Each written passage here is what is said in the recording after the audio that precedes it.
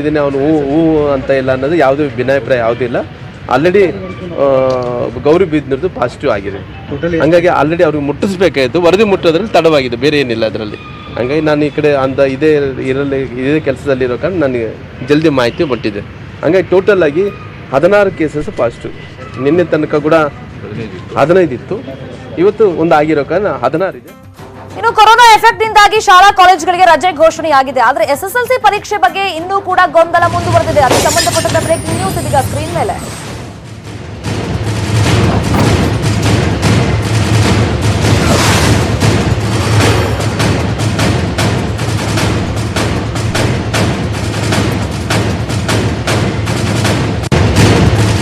SSLC ಪರೀಕ್ಷೆಯನ್ನ ನಿಗದಿ ಆಗಿದೆಯಲ್ಲ, ಅವಾಗಲೇ ನಡೆಸಬೇಕಾ ಅಥವಾ ಏನಾದರೂ ಪೋಸ್ಟ್ಪೋನ್ ಮಾಡಬೇಕಾ? ಈ ಬಗ್ಗೆ ಗೊಂದಲ ಇನ್ನೂ ಕೂಡ ಕಂಟಿನ್ಯೂ ಆಗ್ತಾ ಇದೆ.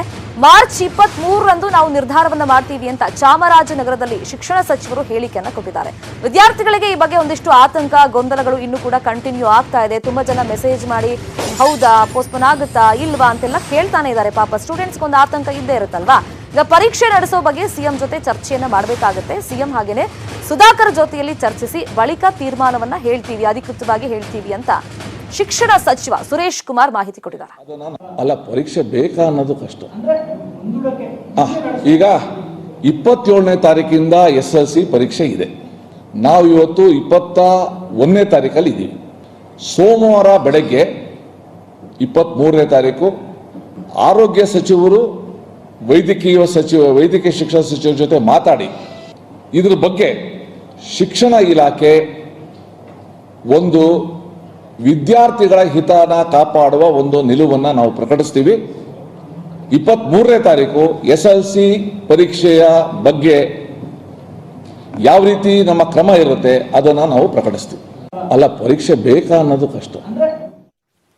ನಾಳೆ ಮನೆಯಿಂದ ಹೊರಗಡೆ ಬಂದ್ರೆ ಜನತಾ ಕರ್ಫ್ಯೂ ಇದೆ, ಹೊರಗಡೆ ಬಂದ್ರೆ ಕೇಸ್ ಹಾಕ್ಬಿಡ್ತೀವಿ ಅಂತ ಕಮಿಷನರ್ ಹೇಳಿದ್ರಲ್ಲ, ಈಗ ಗೃಹ ಸಚಿವರು ಸರಿಯಾಗಿ ಕ್ಲಾಸ್ ತಗೊಂಡಿದ್ದಾರೆ.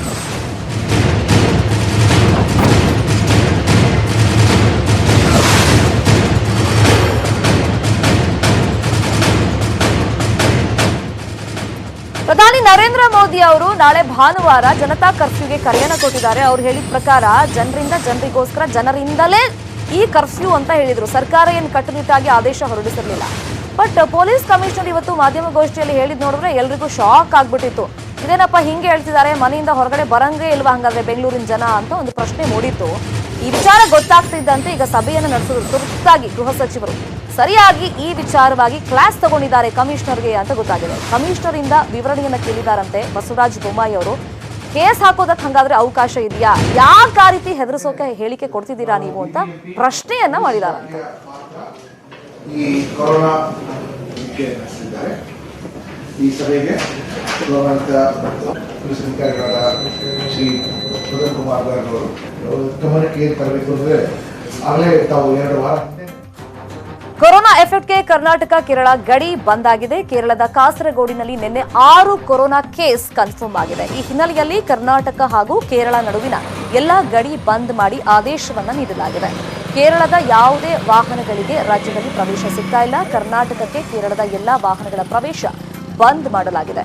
ಪುತ್ತೂರು, ವಿಟ್ಲ, ಪಾಣಾಜೆ, ಪೆರ್ಲಾ ರಸ್ತೆ ಸಂಪೂರ್ಣವಾಗಿ ಬಂದ್ ಆಗಿದೆ. ಜೊತೆಗೆ ಪುತ್ತೂರು, ವಿಟ್ಲ, ಕಾಸರಗೋಡು ರಾಜ್ಯದೆಲ್ಲೆಡೆ ಕೊರೋನಾ ಭೀತಿ ಹಿನ್ನೆಲೆಯಲ್ಲಿ ATMಗಳಲ್ಲಿ ಪರಿಸ್ಥಿತಿ ಹೆಂಗಿದೆ, ಸುರಕ್ಷತೆ ಇದೆಯಾ ಇಲ್ವಾ? ಬ್ರೇಕಿಂಗ್ ನ್ಯೂಸ್ ನೋಡಿ.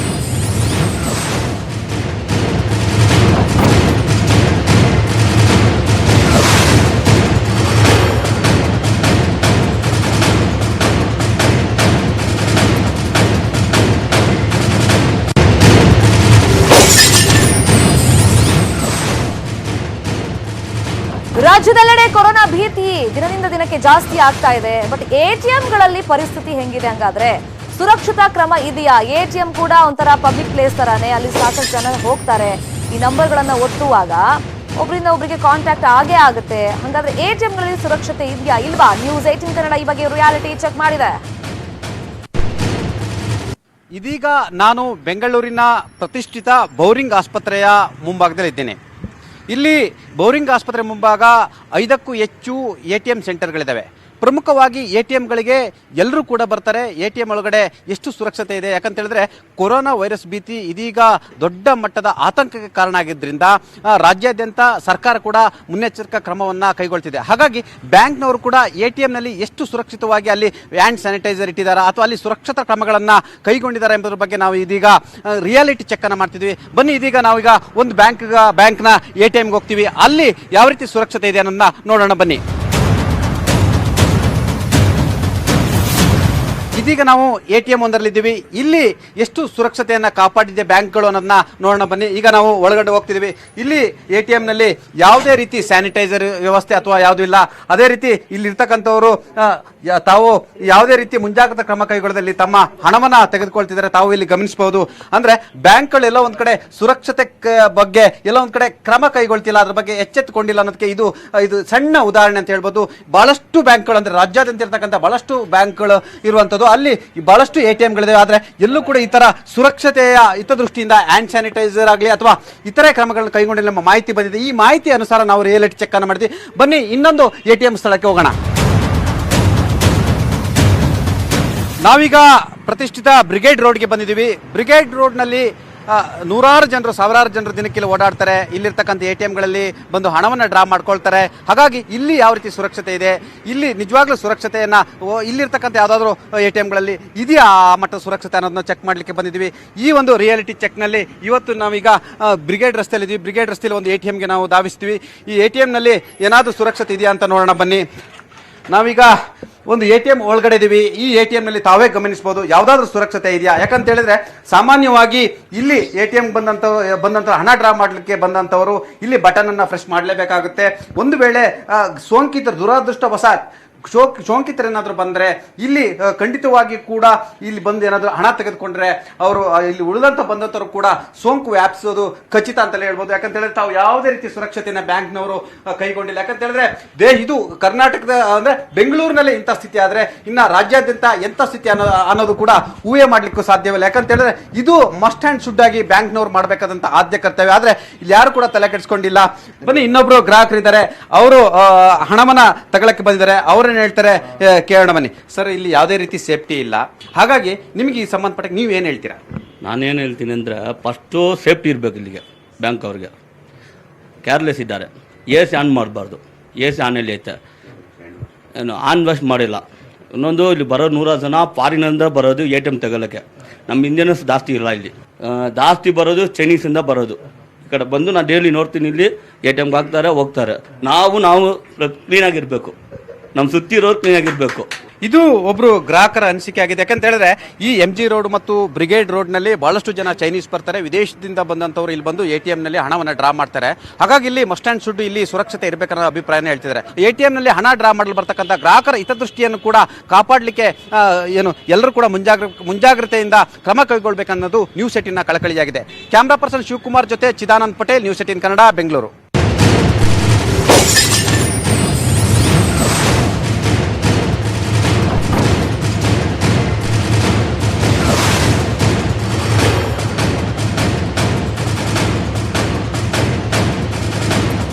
ಕೊರೋನಾ ವೈರಸ್ ಹಾಗೇನೆ ಜನತಾ ಕರ್ಫ್ಯೂ ಹಿನ್ನೆಲೆಯಲ್ಲಿ ನಂದಿನಿ ಹಾಲಿನ ಕೃತಕ ಅಭಾವ ಹಾಗಾದ್ರೆ ಸೃಷ್ಟಿಯಾಗಿದೆಯಾ? ಈ ಪ್ರಶ್ನೆ ಮೂಡುತ್ತೆ. ಹಾಲಿನ ವ್ಯಾಪಾರಿಗಳಿಂದ ಹೆಚ್ಚೆಚ್ಚು ಹಾಲು ಖರೀದಿ ನಡೀತಾ ಇದೆ. ಕೇಳಿ ನಾಳೆಯ ಅಗತ್ಯ ವಸ್ತುಗಳನ್ನ ಜನ ಇವತ್ತೇ ಖರೀದಿ ಮಾಡ್ತಿದ್ದಾರೆ. ಮಾರ್ಕೆಟ್ನಲ್ಲೆಲ್ಲ ಹೆಂಗಿದೆ ಸಿಚುವೇಶನ್ ಅಂತ ಬೆಳಿಗ್ಗೆಯಿಂದಲೂ ಕೂಡ ನಿಮಗೆ ನ್ಯೂಸ್ 18 ಕನ್ನಡದಲ್ಲಿ ನಾವು ಮಾಹಿತಿಯನ್ನ ಕೊಡ್ತಾ ಇದ್ದೀವಿ. ಅಗತ್ಯ ವಸ್ತುಗಳು ತುರ್ತಾಗಿ ನಾಳೆ ಏನೆಲ್ಲ ಬೇಕು ಅದನ್ನೆಲ್ಲ ಜನ ಖರೀದಿ ಮಾಡೋದ್ರಲ್ಲಿ ಬ್ಯುಸಿ ಆಗಿದ್ದಾರೆ. ಇವತ್ತು ಸಂಜೆ ವೇಳೆಗೆಲ್ಲ ಆಲ್ಮೋಸ್ಟ್ ಮನೆ ಸೇರ್ಕೊಂಡ್ಬಿಟ್ರೆ ನಾಳೆ ರಾತ್ರಿ 9 ಗಂಟೆ ತನಕ ಜನತಾ ಕರ್ಫ್ಯೂ ಇರುತ್ತೆ. ಹಾಗಾಗಿ ಮನೆಯಿಂದ ಹೊರಗಡೆ ಬರುವಂತ ರಿಸ್ಕ್ ಬೇಡ ಅಂತ ಜನ ಡಿಸೈಡ್ ಮಾಡಿದ್ದಾರೆ. ಹಾಗಾಗಿ ಎಲ್ಲ ಖರೀದಿ ಮಾಡ್ತಾ ಇದ್ದಾರೆ. ಸದ್ಯಕ್ಕೆ ಹಾಲಿನ ಅಭಾವ ಸೃಷ್ಟಿಯಾಗ್ತಾ ಇದೆಯಾ ಈ ಪ್ರಶ್ನೆ ಎದ್ದಿದೆ. ಬಿಡಿ ಹಾಲಿನ ವ್ಯಾಪಾರಿಗಳಿಂದ ಹೆಚ್ಚೆಚ್ಚು ಹಾಲು ಖರೀದಿ ಆಗ್ತಾ ಇದೆ. ಎಸ್ಪೆಷಲಿ ಮಲ್ಲೇಶ್ವರ ಮತ್ತೆ ರಾಜಾಜಿನಗರದಲ್ಲಿ ಹಾಲಿಗಾಗಿ ಕ್ಯೂ ನಿಂತಿದ್ದಾರೆ. ಕೋವಿಡ್-19 ಕೊರೋನಾ ವೈರಸ್ ಭೀತಿ ಹಿನ್ನೆಲೆ ನಾಳೆ ಪ್ರಧಾನಿ ನರೇಂದ್ರ ಮೋದಿ ಅವರೇ ಕರೆ ಕೊಟ್ಟಿದ್ದಾರೆ.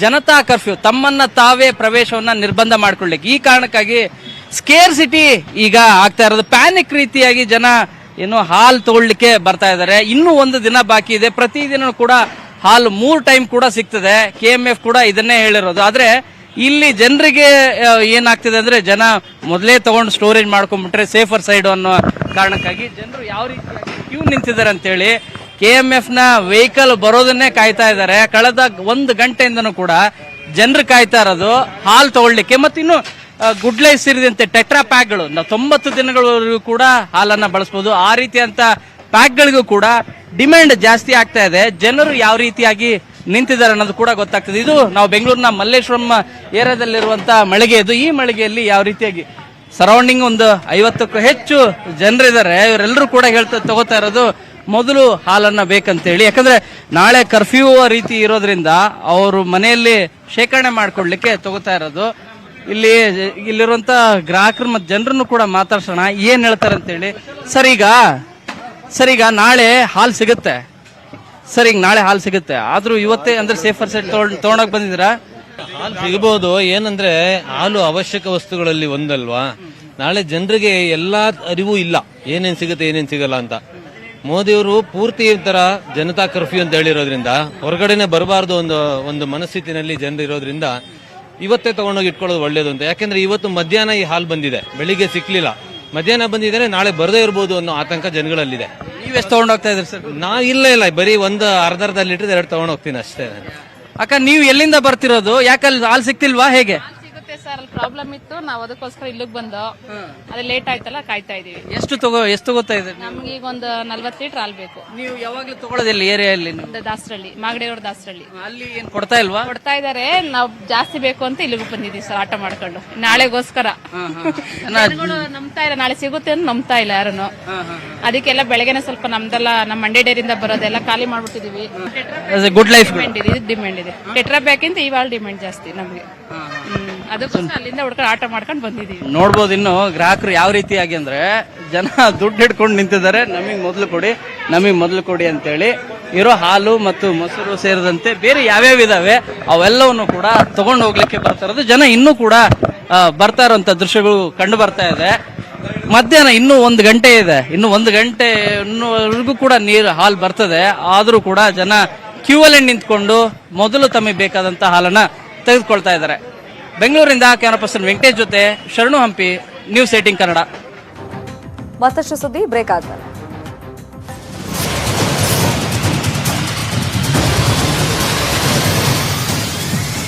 ಆಲ್ ದ ಡಾಕ್ಟರ್ಸ್, ಪ್ರತಿಯೊಬ್ಬ ಪೇಷಂಟ್ನು ಕೂಡ ಹತ್ತಿರದಿಂದ ಮುಟ್ಟಿ ಅವ್ರಿಗೆ ಟ್ರೀಟ್ಮೆಂಟ್ ಕೊಡ್ತಿರುವಂತಹ ಎಲ್ಲ ಡಾಕ್ಟರ್ಸ್ಗೂ ಕೂಡ ಹ್ಯಾಟ್ಸ್ ಆಫ್. ಹಾಗೆ ಸರ್ಕಾರ ಏನು ಮಾಲ್ಸ್ಗಳಿಗೆ, ಕಾಲೇಜ್ಗಳಿಗೆ, ಶಾಲಾ ಕಾಲೇಜುಗಳಿಗೆ ರಜೆ ನೀಡಿರೋದು ಅದೆಲ್ಲವೂ ಕರೆಕ್ಟು. ಆದರೆ ನಾನು ಹೇಳ್ತಿರೋದು ಈ ಕಾರ್ಖಾನೆಗಳಿಗೂ ಕೂಡ ರಜೆನ ಘೋಷಿಸಿ, ದೊಡ್ಡ ಗಾರ್ಮೆಂಟ್ಸ್ ಫ್ಯಾಕ್ಟ್ರಿನಲ್ಲಿ ಒಂದಷ್ಟು 50 ಜನ ಇದ್ರೂ ಓಕೆ, 50,000 ಜನ ಇದ್ರೂ ಓಕೆ, ಇಂಥ ಒಂದು ಜನ ಇರುವಂಥ ಜಾಗಗಳಲ್ಲಿ, ಕೆಲಸಗಳಲ್ಲಿ ದಯವಿಟ್ಟು ಹಾಲಿಡೇನ ಘೋಷಿಸಿ ಅಂತ ನಾನು ಕೇಳ್ಕೊಳ್ತಾ ಇದ್ದೀನಿ. ಆ್ಯಂಡ್ ಕರ್ನಾಟಕ ಗವರ್ಮೆಂಟ್ಗೂ ಕೂಡ ಬಹಳಷ್ಟು ಧನ್ಯವಾದಗಳನ್ನ ತಿಳಿಸ್ತೀನಿ. ಎಲ್ಲರೂ ಕೂಡ ಜಾಗೃತರಾಗಿರಿ.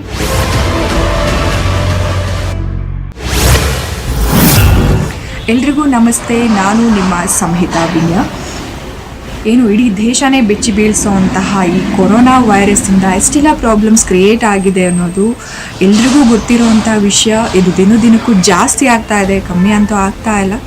ಸೊ ಪ್ಲೀಸ್ ಎಲ್ಲರೂ ಕೂಡ ಕೇಳ್ಕೊಳ್ಳೋದು, ಕ್ಲೀನ್ನೆಸ್ ಮೇಂಟೈನ್ ಮಾಡಿ, ಹ್ಯಾಂಡ್ ವಾಶ್ ಮಾಡ್ತಾಯಿರಿ. ಹಾಗೆ ಹೊರಗಡೆ ಹೋಗಬೇಕಾದ್ರೆ ಮಾಸ್ಕ್ ಹಾಕ್ಕೊಂಡು ಓಡಾಡಿ. ಯಾರೂ ಕೂಡ ನೆಗ್ಲೆಕ್ಟ್ ಮಾಡಿಬಿಡಿ. ನಾನು ನೋಡಿರೋ ಹಾಗೆ ತುಂಬ ಜನ ತುಂಬ ಕೇರ್ಲೆಸ್ ಆಗಿ ಓಡಾಡ್ತಾ ಇದ್ದಾರೆ. ಸೊ ಅದರಲ್ಲೂ ಮುಖ್ಯವಾಗಿ ಏನು ಅವ್ರಿಗೇನಾದರೂ ಹುಷಾರಿಲ್ಲ ಅಂತಂದರೆ ಅಂಥವ್ರಂತೂ ತುಂಬ ಕೇರ್ಫುಲ್ ಆಗಿರಬೇಕು. ಯಾಕಂದರೆ ಒಬ್ಬರಿಂದ ಒಬ್ಬರಿಗೆ ಹರಡುವಂಥ ರೋಗ ಆಗಿರೋದ್ರಿಂದ. ಸೊ ಪ್ಲೀಸ್ ಕ್ಲೀನ್ನೆಸ್ ಮೇಂಟೈನ್ ಮಾಡಿ ಅಂತ ಕೇಳ್ಕೊಳ್ತೀನಿ. Thank you.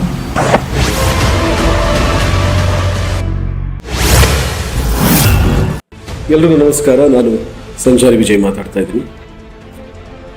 ಈಗಾಗಲೇ ಕೊರೋನಾ ವೈರಸ್ ಏನು ಕೋವಿಡ್-19 ಅಂತ ಕರಿತೀವಿ, ಅದರ ಬಗ್ಗೆ ಎಲ್ಲರಿಗೂ ಕೂಡ ಜಾಗೃತಿ ಮೂಡಿಸೋ ನಿಟ್ಟಿನಲ್ಲಿ ಎಲ್ಲರೂ ಕೂಡ ಕೆಲಸ ಮಾಡ್ತಾ ಇದ್ದಾರೆ. ಹಾಗೆ ಯಾರಿಗಾದರೂ ಕೆಮ್ಮು ಅಥವಾ ನೆಗಡಿ ಇದ್ದಂಥ ಸೂಚನೆಗಳಿದ್ದರೆ ಅವರಿಂದ 1 ಮೀಟರ್ ಡಿಸ್ಟೆನ್ಸಲ್ಲಿ ಇರುವಂಥ ಪ್ರಯತ್ನ ಮಾಡಿ. ನಮಗೆ ಕೆಮ್ಮು, ಶೀತ, ನೆಗಡಿ ಇದ್ದರೆ ಕೂಡಲೇ ಡಾಕ್ಟ್ರನ್ನ ಸಂಪರ್ಕಿಸಿ ಅವರಿಂದ ಚಿಕಿತ್ಸೆ ಪಡ್ಕೊಳ್ಳಿ. ಸೊ ಇದೆಲ್ಲವೂ ನಾವು ಮಾಡ್ತಾ ಹೋದರೆ ಸಹಜವಾಗಿ ಕೊರೋನಾ ವೈರಸ್ ಹರಡೋದ್ರೂ ಒಂದಷ್ಟು ಕಡಿಮೆ ಆಗುತ್ತೆ. ಇದು ನಮ್ಮೆಲ್ಲರ ಜವಾಬ್ದಾರಿ. ನೀವು ಕೂಡ ಒಂದಷ್ಟು ಮುನ್ನೆಚ್ಚರಿಕೆ ಕ್ರಮಗಳನ್ನು ತೆಗೆದುಕೊಳ್ಳಿ. ನಮಸ್ಕಾರ.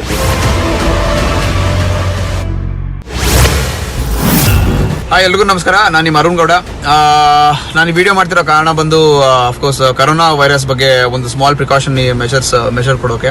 ನಿಮಗೆಲ್ಲ ಗೊತ್ತಿದೆ, of course TV channels, news channels ಅಲ್ಲೆಲ್ಲ ನೋಡ್ತಾ ಇರ್ತೀರಾ ನೀವು ಏನು ಮಾಡಬೇಕು ಅಂತ. ಬಟ್ ಒಂದು ಸ್ಮಾಲ್ ಪ್ರಿಕಾಷನ್ ಮೆಷರ್ ಹೇಳ್ತೀನಿ. Hand wash. ಏನಕ್ಕೆ ಹ್ಯಾಂಡ್ ವಾಶ್ ವೆರಿ ಇಂಪಾರ್ಟೆಂಟ್ ಅಂದರೆ, ಕೈನ ನಾವು ಆಲ್ಮೋಸ್ಟ್ ಸಾಕಷ್ಟು ಟೈಮ್ ಮುಖಕ್ಕೆ ಕೈ ಹೋಗ್ತಾನೆ ಇರುತ್ತೆ. ನಾವೇನೋ ಮೀಸೆ ಸರಿ ಮಾಡ್ಕೊಳ್ಳೋದು, ಕೂದಲು, ಕಣ್ಣು, ಮೂಗು ಏನೋ ಒಂದು ಮಾಡ್ತಾ ಇರ್ತೀವಿ. ಸೊ ಮುಖದಲ್ಲಿರೋ ಅಬ್ಸಾರ್ಪ್ಷನ್ ಕೆಪಾಸಿಟಿ ವೈರಸ್ಗಳದ್ದು ಸಾಕಷ್ಟು ಜಾಸ್ತಿ ಇದೆ. ಸೊ ಆದ್ರಿಂದ ಆದಷ್ಟು ಕೈನ ಸ್ಯಾನಿಟೈಸ್ ಮಾಡಿಕೊಂಡು ಕೈನ ಕ್ಲೀನಾಗಿ ಇಟ್ಕೊಳ್ಳೋಕೆ ಪ್ರಯತ್ನ. ಸಾರಿಗೆ ಸಚಿವ ಲಕ್ಷ್ಮಣ ಸವದಿ ಅವರೇ ಹೇಳಿಕೆಯನ್ನು ಕೊಟ್ಟಿದ್ದಾರೆ.